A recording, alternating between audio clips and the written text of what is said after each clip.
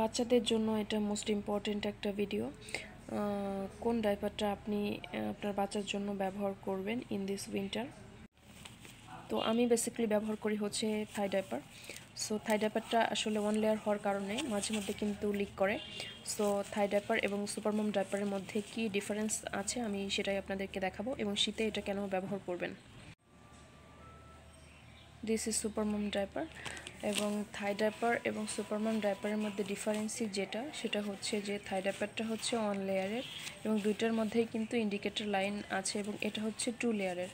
So থাই ডাইপারটা যেটা আমি একটু উল্টা করে দেখাই, উল্টা করে দেখালে ঠিক এরকম যে থাই ডাইপারটা ওয়ান লেয়ারের হওয়ার কারণে কিন্তু মাঝে মধ্যে লিক করে, এবং এটার কোয়ালিটি কিন্তু বেশ খানিকটা নর্মাল, মানে সুপার মমের তুলনায় এটা নর্মাল।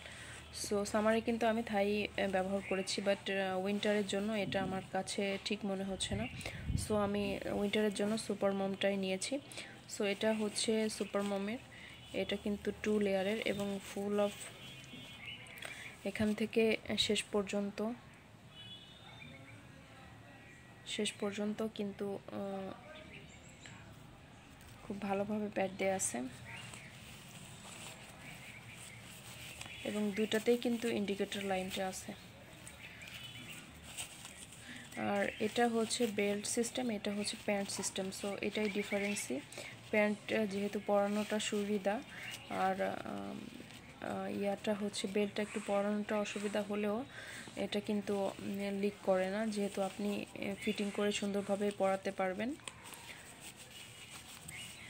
সো এটার কিন্তু এই যে নিচে দুইটা লাইন দেওয়া আছে, এই যে একটা বাইরে থাকবে একটা ভিতরে। এই যে সো এই উইন্টারে আমি সাজেস্ট করব যে সুপারমম ব্যবহারের জন্য, বিকজ থাই যদি আপনি ব্যবহার করেন তাহলে কিন্তু আমি রাতে 2টা ডাইপার চেঞ্জ করি। দেখা যাচ্ছে 8টা বা 9টায় পরালে 2টার দিকে একটা চেঞ্জ করি, তারপর সকাল পর্যন্ত আরেকটা। সো সুপারমমের ক্ষেত্রে কিন্তু একটাতেই পুরা রাত কভার হয়ে যায়। সো উইন্টারের জন্য এটাই আমি সাজেস্ট করছি।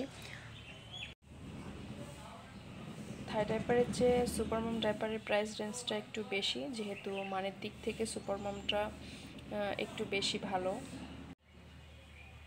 আরেকটা টিপস হচ্ছে সকালবেলা ডাইপার খোলার পরে আপনারা বাচ্চাদেরকে একটু রোদে ধরবেন, এবং প্রাইভেট এরিয়াটা সবসময় ড্রাই রাখার চেষ্টা করবেন। যদি কোনোভাবে ইনফেকশন হয়ে যায় তো এটা খুবই ডিফিকাল্ট হয়ে যাবে ঠিক করানো। তো ডক্টররা সবসময় সাজেস্ট করেন যে ডাইপার খোলার পরে কিছুক্ষণ 1 ঘন্টা বা 1.5 ঘন্টা বিরতি দিয়ে আপনারা ড্রাই রেখে তারপরে আবার ডাইপার দিবেন। আর 24 আওয়ার্স তো কখনোই ডাইপার বেবিদেরকে দিবেন না, বিকজ এটা হেলথের জন্য খুবই একটা হার্মফুল। তো বাচ্চাদেরকে আসলে প্যারেন্টসদের কেয়ারনেসের জন্যই কিন্তু বেবিরা সুস্থ থাকে। সো ওকে, তো আল্লাহ হাফেজ।